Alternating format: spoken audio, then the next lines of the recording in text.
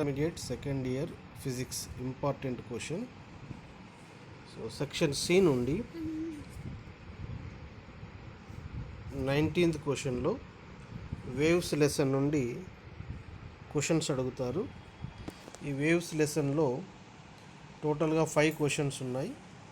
ఈ 5 క్వశ్చన్స్ని మనం ప్రాక్టీస్ చేస్తే ఒక క్వశ్చన్కి యాన్యువల్ ఎగ్జామ్లో ఆన్సర్ చేయవచ్చు. 20th క్వశ్చన్కి కరెంట్ ఎలక్ట్రిసిటీ లెసన్ నుండి క్వశ్చన్ అడుగుతారు. ఇందులో 3 క్వశ్చన్స్ ఉన్నాయి.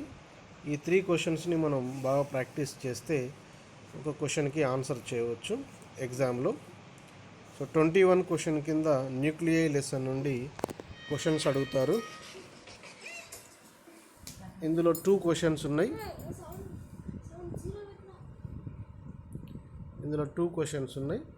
ఈ 2 క్వశ్చన్స్ని ప్రాక్టీస్ చేస్తే మనం ఖచ్చితంగా ఒక క్వశ్చన్కి ఆన్సర్ చేయగలుగుతాము.